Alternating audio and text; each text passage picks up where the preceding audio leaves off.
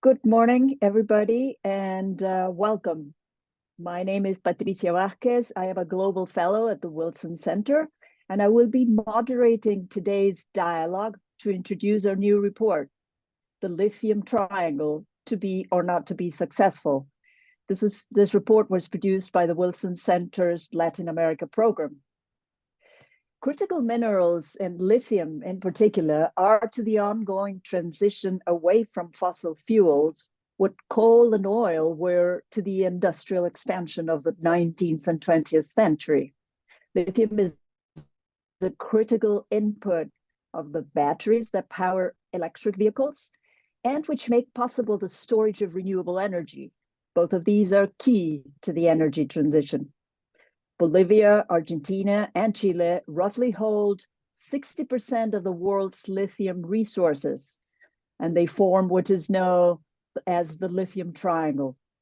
Around 30% of today's global lithium supply comes from Chile and Argentina, a percentage that is expected to increase in the near future as new projects come online and others are expanded.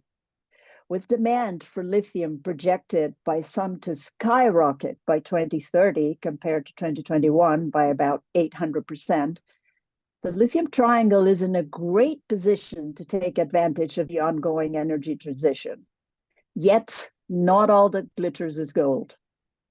Latin America's history of economic crisis, political unrest, and a tendency towards resource nationalism presents challenges for the development of the region's lithium industry.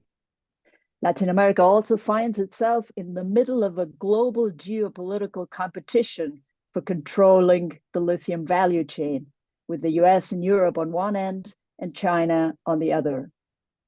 In today's debate, to introduce our new report, we will be exploring Chile's struggles to remain the world's second lithium producer. We will look at why Bolivia is taking so long to develop its lithium resources, which, by the way, are the largest in the world. And we will examine the features that characterize China's increasing investment interest in Argentina's lithium industry. Allow me to introduce the authors of the essays contained in our report, which is the second in a series from our Lithium Triangle Initiative. So we have here with us today Ricardo Becker Toro, who is Chilean and a former chief advisor at the Mining Ministry of Chile. Ricardo worked on Chile's lithium tender process during the previous government.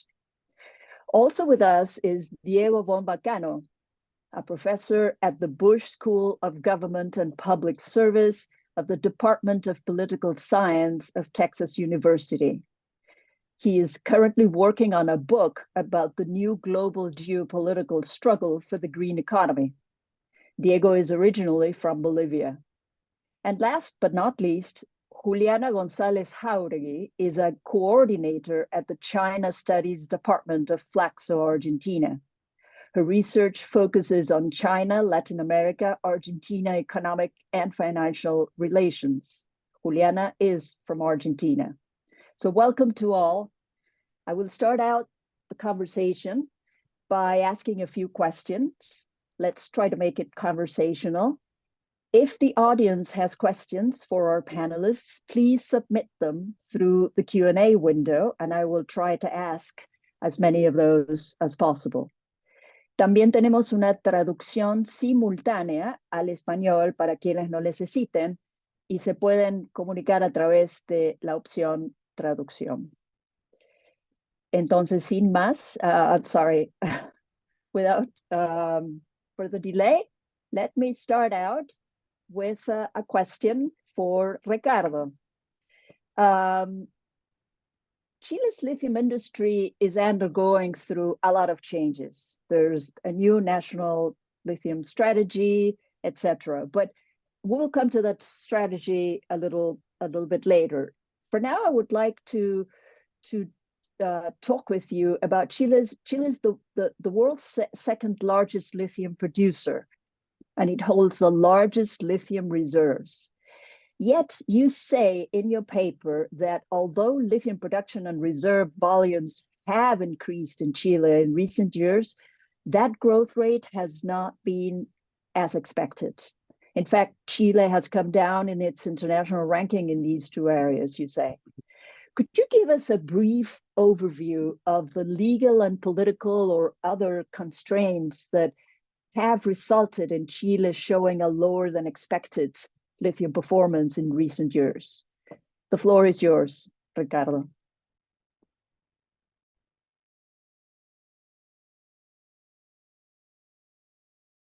There we go. Sorry, I was unmuted. Thank you for the question, and good morning, everybody. Yes, actually, the story it's pretty strange. Now we're second in Chile. Now is second producer of lithium, but we used to be the first one. And when you look at this and you look at the development rate and what we have been able to achieve in the last few years, if you look at it from outside, it's really hard to understand why. Why are we stuck? Why cannot we produce anymore? Why don't we move outside of the two current producers that we have, which are SQM and Albemarle, which are some of the biggest lithium companies in the world? But why don't we produce anywhere else than in the Atacama Salt Flats, which is one of the best reserves in the world due to concentration and size? But why don't we develop the other resources that we have? That doesn't really make sense when you look at it from the outside. But in order to understand that, you need to understand that this is a problem from the regulatory perspective. The regulatory framework that we have in Chile is the one that is actually stopping this development. And this has not been corrected or fixed due to opposed political views, which have made lithium like a fighting ground between two opposite views of how to develop as a country, more than just as a resource. Let me just do it as easy as I can with an analogy. Like if you were to think about lithium development as like the paradise where you want to reach or the goal, you need to, the goal is there. You can see it, but there is a door in between and you need to open the door. The door is locked and the door needs two keys. Key number one that I call is the permit to actually extract and commercialize lithium. That's key number one. Key number two, even though it's not official, but in reality you need it, is to have the mining concession rights. Even though in Chile, that doesn't give you any right to extract lithium. But if in practical terms, if you wanted to extract lithium, the mining concession owners, they can demand all the other minerals. So extracting that and leaving all the rest untouched, and in reality is impossible. So you need to negotiate with the mining concession rights owners. Lithium is different than all other minerals. In Chile, all minerals are subject to concession rights, but lithium is an exception. So that was made like that due to concerns as the potential use of lithium for atomic weapons, to the production of atomic weapons. So therefore, in 1970, when we developed the mining code, we changed that and we put that as an exception. So the only way that you can develop lithium in Chile today with mining concession rights is if you have an old mining concession right subject to the previous mining code, the law that was before we fixed it. So then when you look at the current production, it's all on areas that are covered by old mining concession rights from the previous mining code, and that belong to Corfo, and which is a development agency in Chile, and they are rented out to SQM and Albemarle. So that's the only way that you can actually produce today lithium.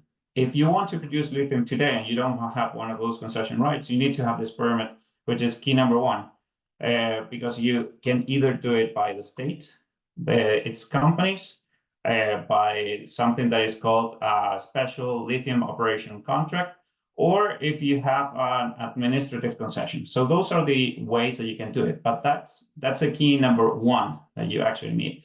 And key number one needs to be produced. Somebody needs to make this. This is handed over by the president through the Ministry of Mining. And that's where we're stuck.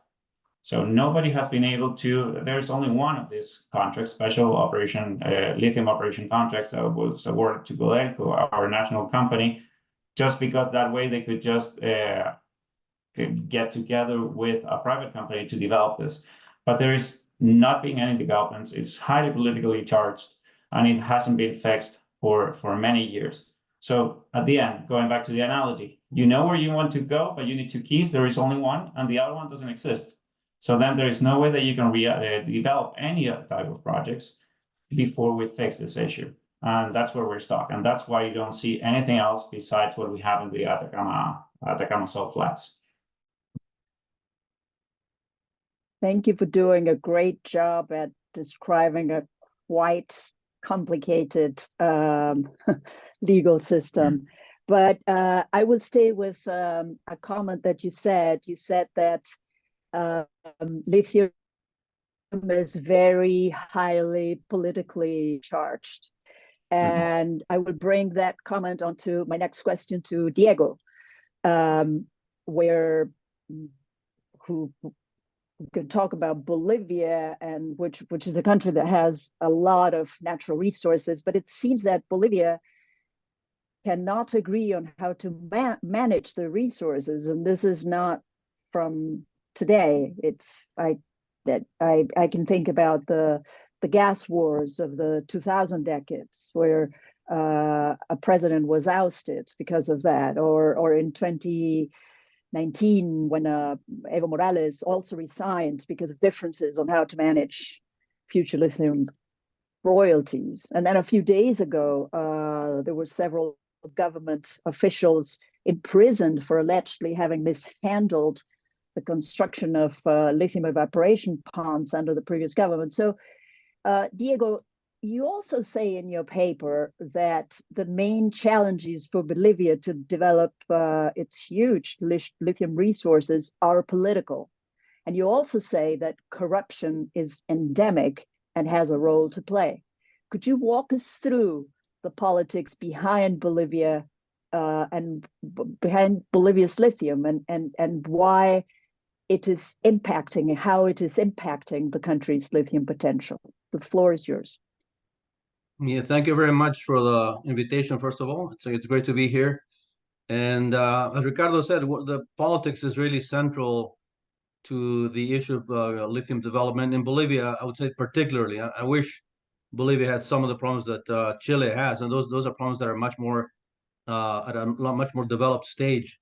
Bolivia is really stuck, I think, by three major political issues. One is internal to Bolivia, and that's I would say that we have to begin from the fact that these are neighbors in South America. Politics are very, very different. So, as a political scientist, I would suggest, the first thing that one has to learn is the political histories of each country. They're so distinct. And in the case of Bolivia, we have, as you said, Patricia, a very long-running issue in terms of natural resource extraction, and that has created problems politically as far as Bolivia has existed. As you know, from silver to tin and zinc and gold, etc. And most recently, of course, with water and gas, and now with lithium. So it's not a new story in a sense. It's just one more episode in this long story. And one of the major problems is the internal politics within the MAS party, within the Movimiento al Socialismo party, which has created rifts over the years, not just now, but even in the last 10, 15 years, around some of these natural resources. And this has come to a head basically in the fight between Luis Arce and Evo Morales. That's the major problem that did not really exist even about 2 years ago. It wasn't that bad. The second political problem is the internal politics within the institutions of Bolivia. So between, for example, YLB, the Yacimientos de Litio Bolivianos, which is the lithium state company, and YPFB, the national oil company. A lot of people don't know this, but there's a lot of tension and sort of internal struggles between leaders in these institutions, and that has created a lot of inefficiency. It's led to firing a lot of technicians. It's led to changes in the leadership in each of these institutions, and a lot of it's really kind of turf wars, basically, which happens, of course, in any country, in any society, but in Bolivia, because it's a much smaller country with very few people at the head of these institutions, it's more visible in a sense. That's been one of the other things that have delayed the whole process in Bolivia. And the last major political problem is the geopolitics. It's even though Luis Arce, for example, in 2020 promised to work with the US, with Europe, with Japan, Asia, with pretty much anyone over the course of the first couple of years of his administration, he shifted really towards China and Russia. And so the geopolitics is the third element that's really important. And that, I think, nobody really foresaw in a sense, because Luis Arce had promised a very different approach to Evo Morales. And of course, that has led to a lot of inefficiency primarily, and the lack of transparency in terms of the selection of the companies that are now supposedly in charge of the extraction of lithium. So those are the three major political problems. I would say that, again, going back to my first point, is that we have to look back at the history of Bolivia, and the fact also that Bolivia is mainly an indigenous country. It's not like Argentina or Chile. So the ethnic and racial aspects, as well as regional aspects of Bolivia, create a lot of political problems as well. It is a multinational or plurinational, un estado plurinacional. It doesn't have one sense of one single nation, and that's something that I don't think can be changed anymore since the Evo Morales period. So, in my view, we have to really adjust the lithium policy towards the new framework that has been created by Evo Morales from 2006, whether we like it or not. And so we'll see what happens in the next election next year. But again, I think those are the main political problems. Thank you, Diego. That was very clear. And we'll come back to what you just said at the end there. That your suggestions on how to move on, which would have to do with adjusting to the new framework brought about by Evo Morales. But before we go to that, I would like to ask a question to Juliana. Juliana's paper is on Chinese investments in Argentina's lithium industry, and it illustrates in detail China's expanding interests in the region's lithium. China is one of the 4 largest investor countries in Argentina's lithium industry, and China has displaced other countries like the US to become the #1 export destination for Argentina's lithium.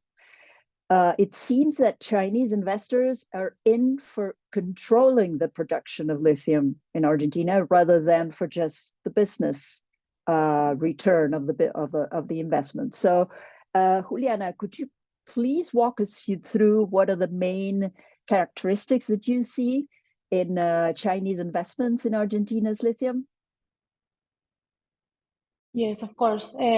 First, let me thank you for the invitation. I'm really honored to be here. I just wanted to share you a slide. Can you see that? Yeah. Yeah, okay. Yes, we can see it. So, sorry. What I wanted to let you know about, what I have identified as the most, some of the characteristics of the futures of Chinese investment in Argentina is that most of the lithium projects, as you can see in the first point in my slide, is that most of the lithium projects involving Chinese companies in Argentina are in advanced stages of development.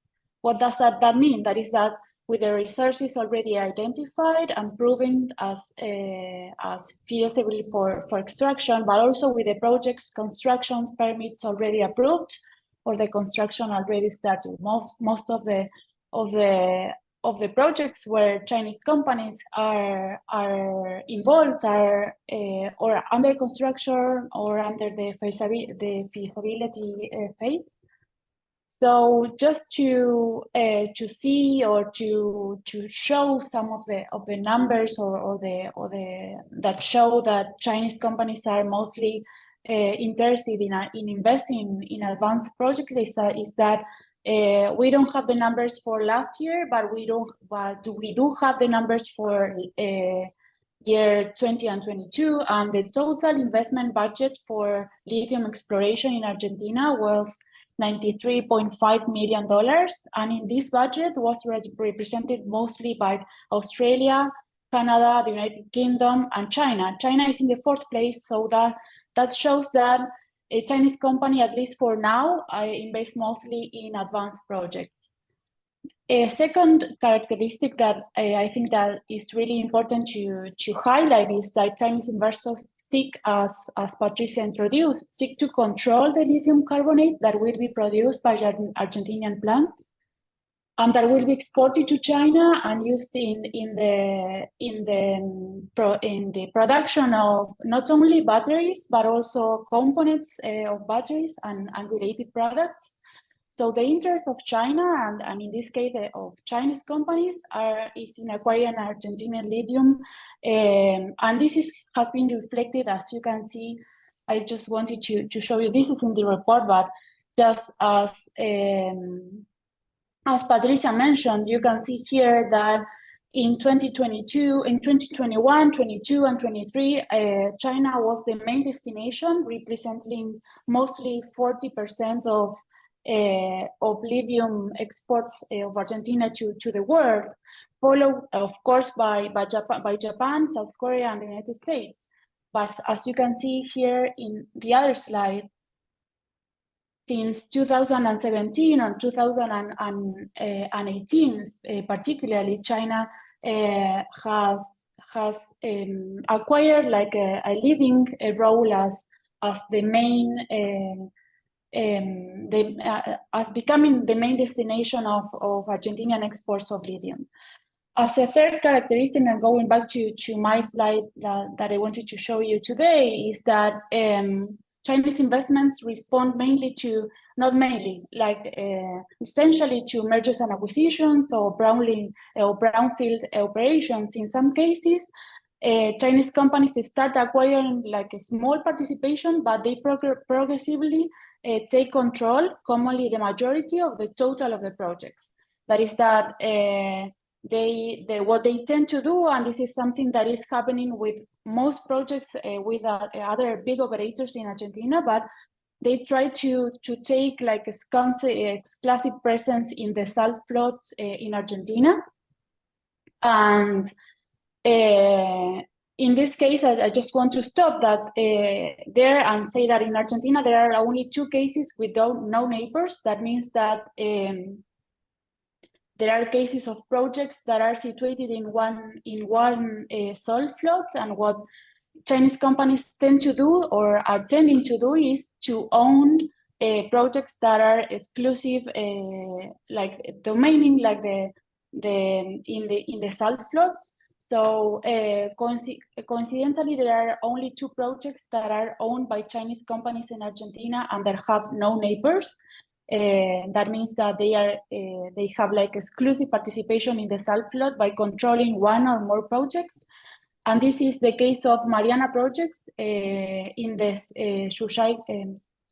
Chaco salt flat, and the other one is Tres Quebradas in Laguna Verde salt flat.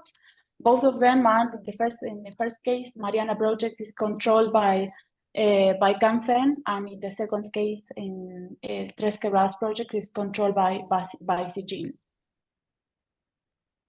Okay, thank you, Juliana. That was a very comprehensive, and I'm sure we're going to have a lot more questions to ask you about that. I want to move on to ask Diego a question about, you said that in Bolivia, it is only the government that can develop lithium through YLB, the Yacimientos de Litio Boliviano. But YLB lacks the financial capacity and the know-how to do what it needs to do. The government seems, or at least it seemed that in 2021, the government acknowledged that this was these limitations, and they called for interested private companies to send in proposals to develop lithium. The bidding seemed to have attracted some interesting companies, among them the Chinese CATL, which is a giant Chinese company. But then it's unclear what happened after that bidding round. Then there was a second bidding round in January of this year. There seems to have been a lot of interest from investors. Investors seem to want to come into Bolivia and develop those huge lithium resources. But it's unclear what's happening in the middle. Could you walk us through what these bidding processes were about, and and especially what are the legal barriers that you see for companies to entry into the lithium sector in Bolivia? Yeah, thanks, Patricia. Those are great questions. The major legal problem is the constitutional aspect, which is as a nationalized resource, Bolivia makes it so that lithium is a strategic and national resource that cannot be developed or exploited by anyone except the state. And so the way that it's framed, it makes it so that no private company, not even private Bolivian companies, can actually extract the lithium. So that's one of the major issues that hasn't been resolved in almost 4 years. And even though it's some people talk about it once in a while, it doesn't really appear in the political radar or the Asamblea Nacional, the Congress. There are some proposals that are being made, but nothing is being concrete so far. So that's one of the major problems. That it's a huge obstacle. I think one possible solution for that would be a referendum that would allow private participation, so joint ventures basically, that would allow private national Bolivian and foreign participation and investment in the extraction and industrialization of lithium. But again, that hasn't really moved. I've seen a couple of proposals, but they're very, I would say they're almost a little bit partial. They try to prefer, depending on who's developing these laws. One of them, for example, is from Potosí, so it tries to, the royalties are more geared towards Potosí, the Uyuni area. Some are a little bit more national minded, so that would be, I think, in my opinion, that would be better to have a more national strategy. But again, these are developed by specific politicians or groups, and they haven't really moved on in the assembly. So that's one of the major legal problems. And that has, over the years, has closed off a lot of interest. As you said, Patricia, initially there was a lot of interest. And when I was advising informally President Arce in 2019 and 20 in his campaign, he opened up the idea that Bolivia could work with anybody, any country, any company. And I saw over the course of about 2 years, or maybe even less, so a year and a half, a shift in the rhetoric and the tone once he got into power.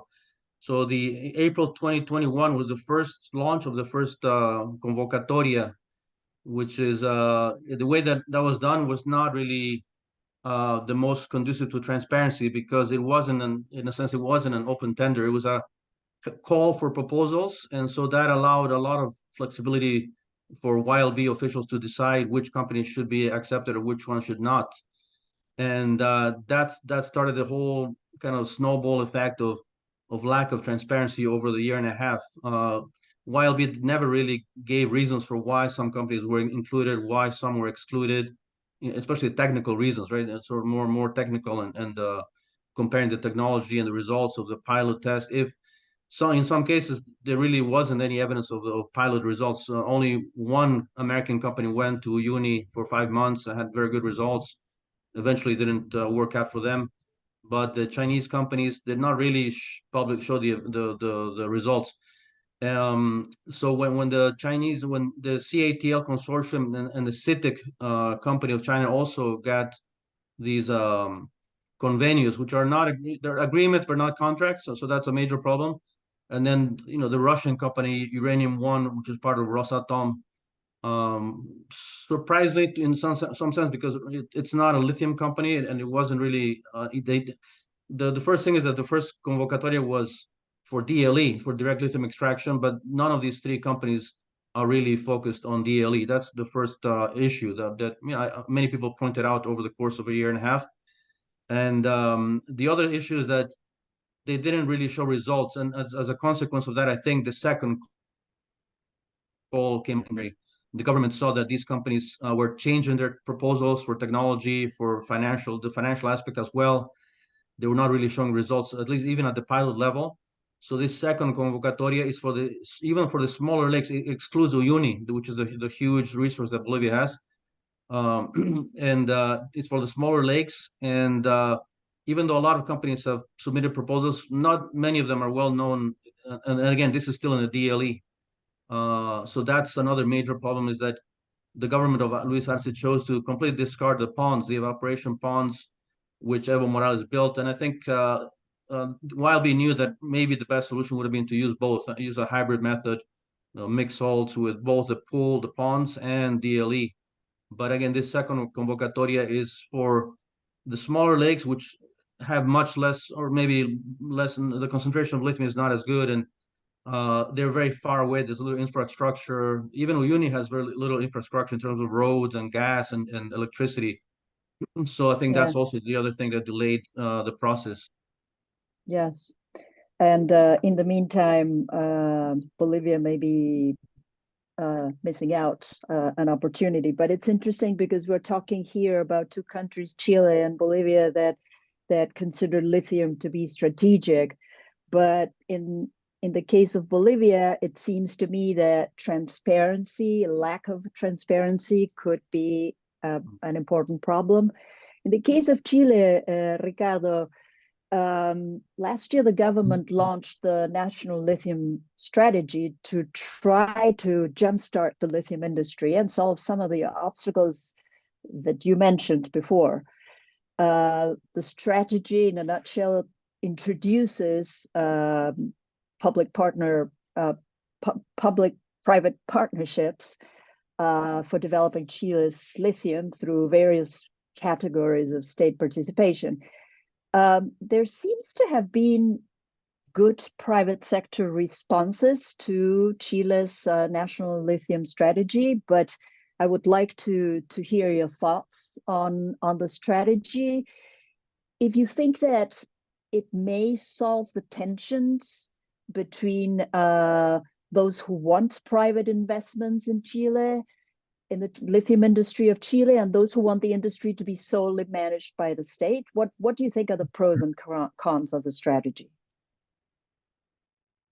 Thank you for the question. Well, my opinion, you need to take it with a grain of salt, because I was part of the previous government, which has a totally different and opposed view of how to develop this resource. So of course, what we pushed was something different.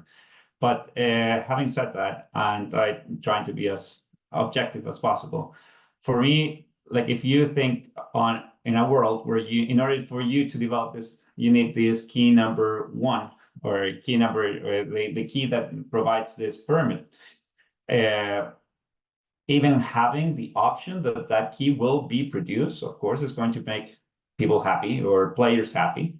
On the other hand, of course, if you're a company that is interested on developing this resource, you're never going to speak against a key maker, the only one that can develop this key or make this key.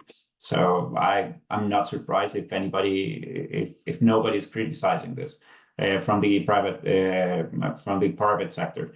So taking that into consideration, and considering that there are companies that have been developing these projects for years, of course, they're not going to be speaking against the only chance that they have to get the last key that they need. Even some of them even have environmental permits, but they haven't been able to get the regulatory aspects solved. So for me, in terms of if this solves or it doesn't solve, first, I think that this is a non-binding document. It's not a national policy, it's a strategy. And the difference is how binding it is. And at the end, any new government could have a different opinion and change it. So for me, in order for this to work, it all goes down to being able to execute on this as fast as possible before this presidential period ends. And that's highly reliant on the capacity of the current government to actually move fast, drive the required processes, the tender processes, all the environmental consultations with the communities, etc., which is long in many places.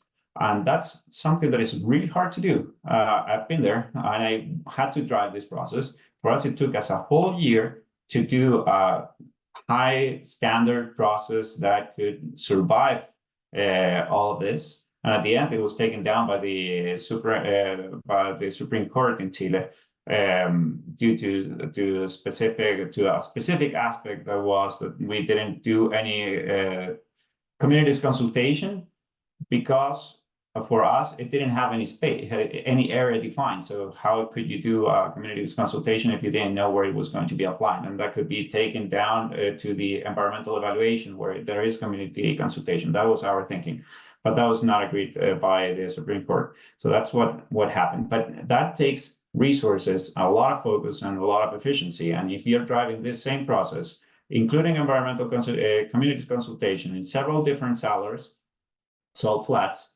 For me, I cannot be less than skeptical that this can be done properly in the year and a half or 2 years that this government has. So for me, does it solve the conflict? I think it kind of addresses it. I think this national policy at least is a lot more pragmatic than what the government program had, that was having only a national lithium company to develop all these resources. I think this is a lot more pragmatic. Has a way for private investors to come in, although it saves the best resources to the state on a majority stake, being with those state companies being able to get into a partnership with other players. But still, it's not, I think, the way that I would like it, or probably a more right side type of government would like to have more liberal access for private companies to actually go and do their work. So I wouldn't be surprised that if this process doesn't go through, following government might just take the opposite view of just going straight to trying to solve the issue and make lithium accessible and just make it join all the other minerals in which Chile has been very successful, for example, in copper, where we have a very successful industry based on our mining concession system. So again, I think it addresses it. It's more pragmatic, allows for some kind of private participation on role for the private industry. Still, I think there are going to be opposite views, and people are going to be happy if there is any way that they can actually do something, because right now it's locked. Thank you, Ricardo. Very interesting what you're saying, that the changes may not happen with this government, but maybe this may open the door for the next government to make changes and be more open to private investments in an easier way, if you will. I would like to move on to the geopolitics of lithium, because there is much talk in the United States, also in Europe, about de-risking the critical minerals value chain, but in particular the lithium value chain, so that they can minimize exposure to China's dominance of an important percentage of the value chain. So we have seen a lot of visits by high-ranking officials. The U.S. Treasury Secretary Yellen was in Chile recently. Last year, Secretary Blinken was in Argentina. I think next week there's going to be a U.S. Department of Energy delegation visiting. So there's a lot of movement there, but we still don't seem to see concrete steps being taken from the U.S. or Europe in terms of friendshoring or outsourcing of raw materials or manufacturing to Latin American countries. Meanwhile, however, China continues to spread out in the regional lithium sector. We just recently read about BYD investing billions in a plant to manufacture EVs in Brazil.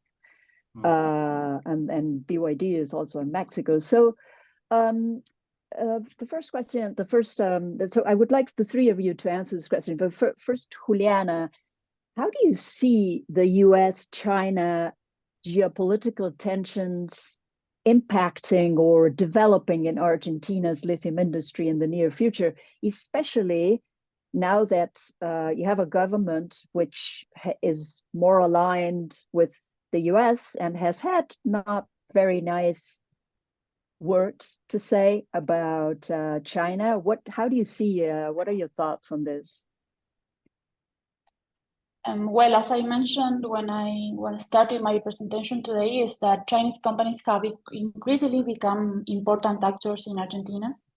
In Argentina's lithium sectors, in particularly, this presence has expanded progressively over the last 5 years.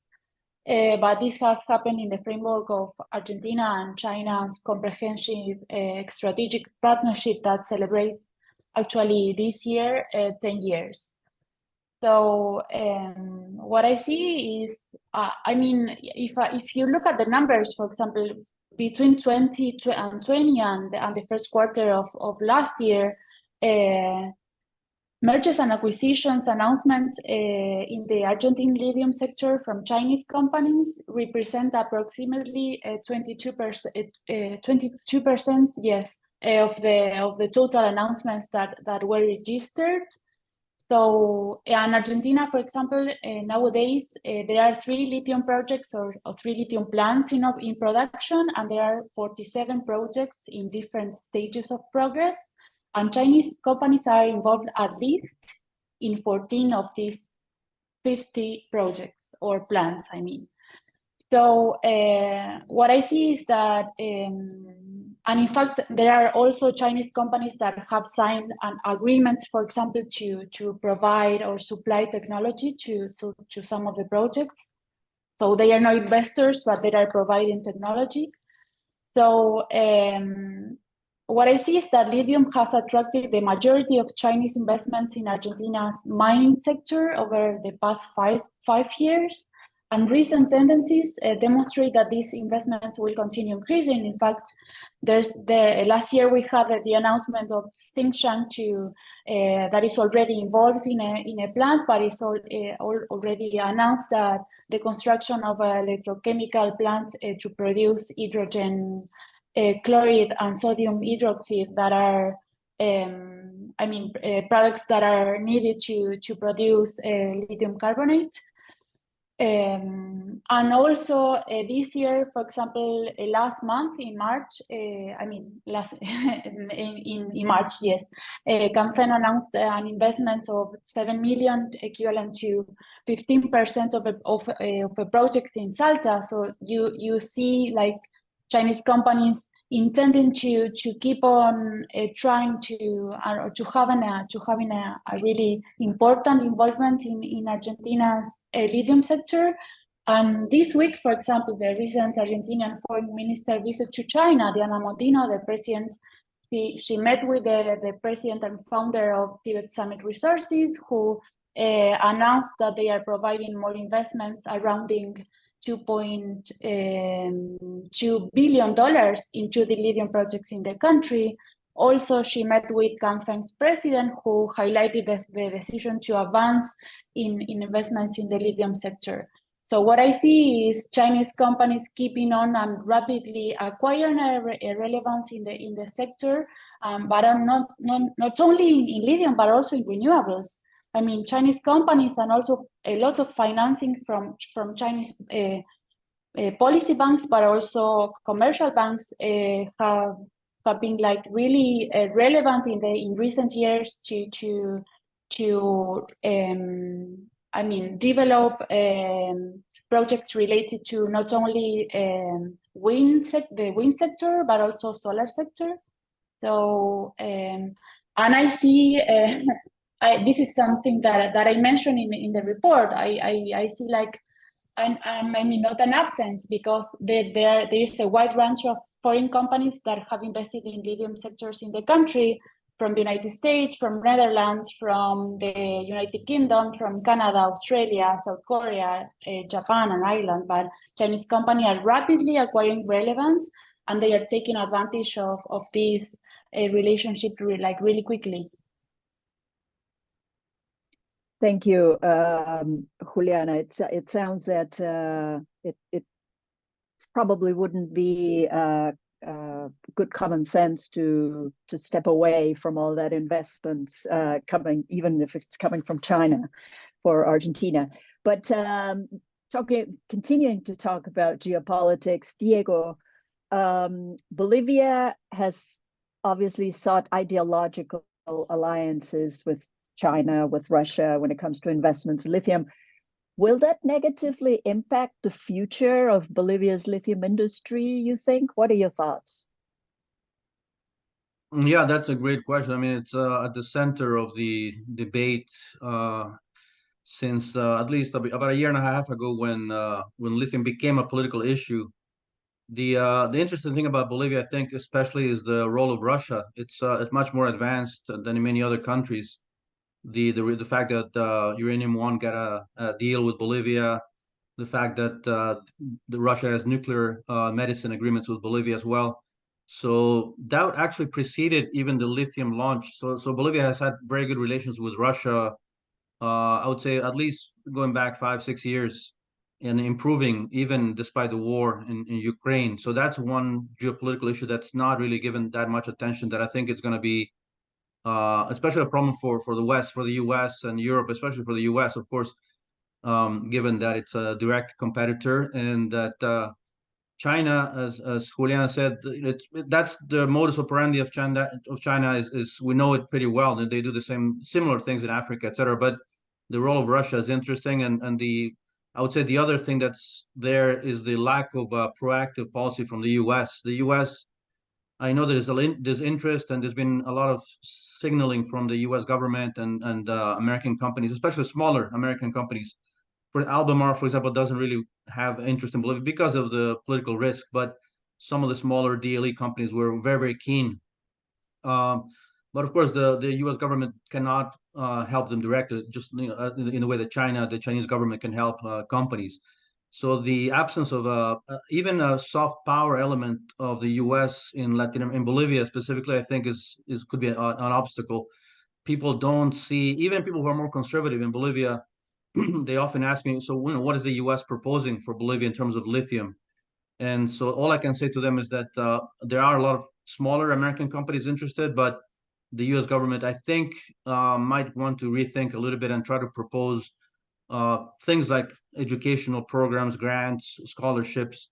I think along the lines of soft power, maybe to show that the U.S. is willing to negotiate with Bolivia, despite the ideological differences. Because again, I don't think the influence of the mass is really going to decline. Even if it goes out of power, it's still going to remain in some way. Again, in 2006, there was a significant shift leftwards of the entire political spectrum in Bolivia. So even if you look at the rhetoric of someone like Carlos Mesa, who's more or less conservative, it's shifted to the left over the years. So for example, Carlos Mesa doesn't support privatization of lithium. So a lot of the more conservative politicians have moved to the left, and so I think the U.S. Might have to consider that it has to deal with that reality, and might propose something different. As long as the U.S. doesn't propose something like that, I think there won't be many avenues for Western companies. There might be some for European companies, maybe Korean. POSCO could get involved, for example, but I think the U.S., given that it has a huge market, technology, it's improving relations with Argentina, etc., it could try again different soft power policies. But otherwise, for Bolivia generally, these geopolitical tensions are definitely stalling the whole process, because the decisions taken by the government are very political, not technical. Yes. Okay. Very, very nice thoughts, Diego. Thank you for that. And Ricardo, from a geopolitical perspective, the case of Chile is interesting because it has an FTA with the US, which means it could benefit from economic incentives of the Inflation Reduction Act. But at the same time, China also has a relatively important presence through Tianqi, which holds a considerable stake in none other than SQM, which is the world's second largest lithium company. Also, Chile's lithium exports to China are more than twice now what they are to the US. So I wonder if you could reflect on what we should expect in the near future. Do you think that China might be stepping in now that Chile is trying to open up its lithium to private investors, or on the contrary, should we expect the US and Europe to step up their presence, and for Chile to start benefiting from, for example, the IRA incentives? How do you see this geopolitics playing out in Chile in the near future? Now, from a Chilean perspective, I think that we have been historically more neutral. And in this case, with most of the supply chain for batteries located in China, I think that we're still going to be open for both markets. I think it would be unrealistic that Chile would just go for one way or the other. side. I think we need to be open for both, and we try to remain like that for all private investors. Having said that, of course, there is interest of China. As you mentioned, Tianqi bought 20% of SQM a few years ago, and is now questioning, and there's a lot of noise over the news that they are questioning the alliance that they negotiated with Colérico, as part of that SQM negotiated with Colérico. When you look at other aspects, because the market, again, since there is no key, there are a few ways that you can go in. And one way was a tender process that we drove, and BYD was the highest offer, the highest offer of all of them, even though they didn't have any projects. So of course they put a lot of value on securing some part of the supply. Then, for example, the other way that you can lock some of the resources is that in the previous contracts that Corfo negotiated with SQM and Albemarle for renting the concessions on the Salar de Atacama and the Atacama salt flats, there was a portion of the sales that was reserved to people that could, at a lower price, but for companies that could go downstream or do more value added or add more value from lithium in the country, like, for example, putting manufacturing facilities for cathodes, etc. And BYD and other Chinese companies are announcing investments to take advantage of those. So, of course, they're trying to take some spots or as many options that they can to actually secure the resources, which is a way that which is a perfectly fine way to do it. Today, you have two players. One of them is Albemarle, as one of the biggest ones, and that's an American company. And then you have SQM that is open to Chinese or US selling, or also as part of the investment. So I just think that we'll try to keep being open, and also the new resources that we're going to, if this national lithium policy goes the right way, the new resources that we should be able to develop are going to be of a much lower scale. So when you look at the whole overall picture, there's still going to be SQM and Albemarle as the main players, and keep that same dynamic. And at the same time, I think that the lithium is widely available. The problem is how do you process it and extract it at a low cost. So probably this is going to be solved by having more ways to access lithium somewhere else. And so I wouldn't expect it to change much from Chilean perspective in terms of production. Okay, it is clear. I was looking at the questions from the audience, and there's several questions about environmental, social, and governance issues. So I'm going to try to summarize these questions to the three of you. Of course, the lithium industry is in constant flux, and it's new. So we don't really, in a lot of issues, we don't really seem to know the extent of the impacts that the lithium industry will have on the environment, on social impacts. There's been a lot of pushback in the three countries. In Argentina, a provincial court ordered the suspension of 7 projects in response to an injunction presented by indigenous communities, for example. So, Juliana, there's been allegations that Chinese companies in general, not just lithium, but in general, oil, gas, whatever, that they're known for having lower environmental and social and governance standards. And that a lot of people say that when the local governance is weak to enforce good ESG standards, Chinese companies tend to get away with murder. There have been issues, I think, in Argentina with regards to Chinese lithium companies accused of buying projects after the environmental impact assessment has been done by the seller and approved by the authorities, so that they wouldn't have to deal with the communities. The question is, do you see any evidence of Chinese ESG standards being any different from other companies in Argentina's lithium industry. And I will ask you, for the three of you, we're getting to the end, to please be concise in your response to these questions. Thank you. So, I mean, Chinese companies, mining companies in this case, operate more or less the same than other mining companies. Chinese labor and extractive practices are not significantly different from those of Western and other investors. But China's approach of relying on home country's regulations, as you said, for social and environmental protection makes strong policies even more crucial. So there are additional challenges, of course, nowadays for Argentina to design and deploy robust policies in the face of exponential growth in demand of transition materials such as lithium.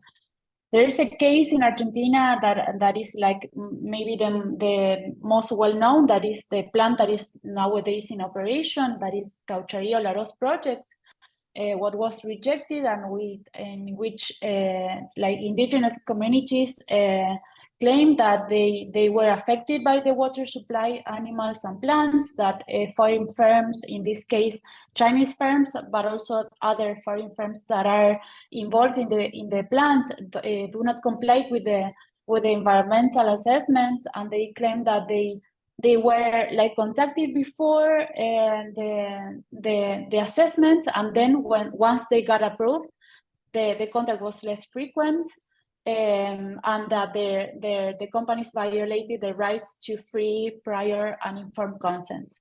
What I would say is that, of course, the allegations are, I mean, there's not more or less like they operate like more or less as other foreign companies.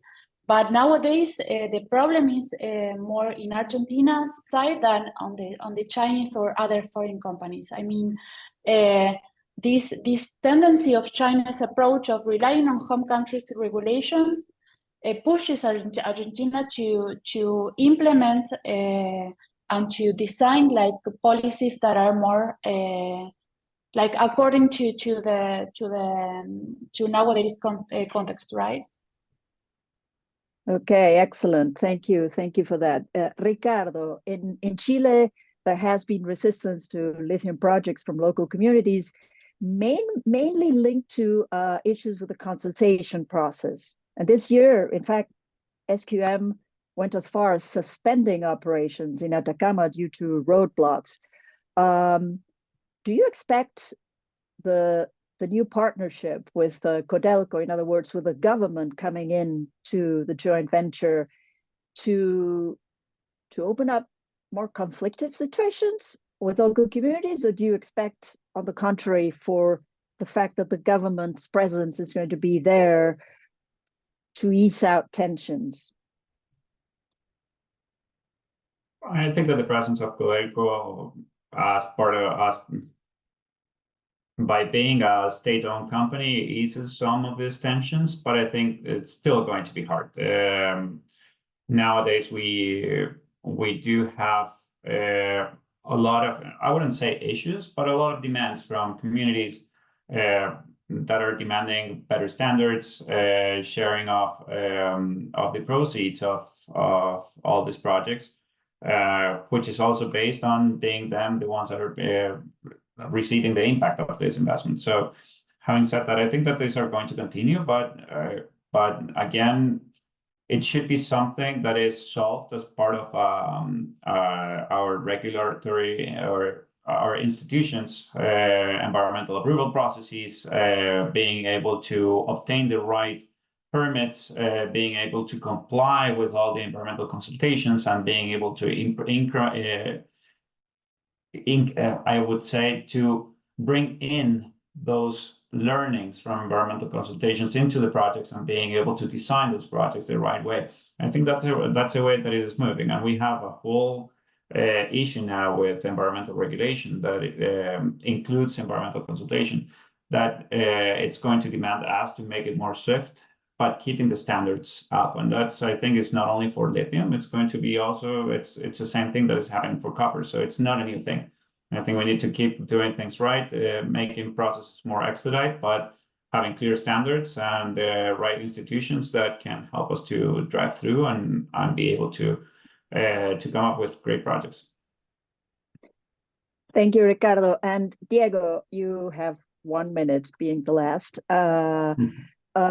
We talked about before about Bolivia being a multicultural, plurinational country with many ethnic groups with very strong representation. There's always historically been tensions between La Paz and producing areas. Focusing on Bolivia's ESG scenario, from your perspective, what should the government do to make these social groups become allies rather than be opposed to the development of lithium? Yeah, so very, very briefly, I think it's a paradox that the Luis Arce, the mass government, which is based on indigenous groups, hasn't done consultations very much at all, almost at all, with in terms of lithium, especially in Uyuni. So they would have to really ramp up their consultations and in a much more direct and explicit way. So that's been a huge flaw of the government, and also to bring in the Oriente Santa Cruz area, which is very, very different from Uyuni. It's almost a different country in a sense. And so they need to be able to bring them in and see how they can, for example, entrepreneurs from Santa Cruz might be interested in getting involved in the lithium sector as well. But yeah, it's been a huge flaw of the government to not involve the people of Uyuni especially, and Potosi generally, in terms of consultation and developing the law. And I think that's where I think American companies could have an asset in terms of providing ESG proposals when they want to submit something, let's say next year, if something opens up again, in terms of bringing in more programs that help indigenous groups, ethnic groups in different parts of Uyuni, and in a way correct the historical track record of some of the bigger companies of the US that haven't had a great record either in many of these countries. So I think, Bolivia is mostly indigenous, so most people are, they're not minorities, so the government would have to really change. But I don't see that happening with the Arce government. So I think next year in 2025, we should hopefully see a change in that respect. Okay, thank you very much. Unfortunately, our time is up. We're actually over the timing. We have many other questions. I have my own questions, but the audience also. But unfortunately, we haven't been able to answer them. I thank you all for this very interesting presentation and dialogue that we've had. For the audience, if you want to access the report and the papers, you can go to our website, to the Wilson Center website, and you will be able to find them there. Thank you very much. Bye-bye.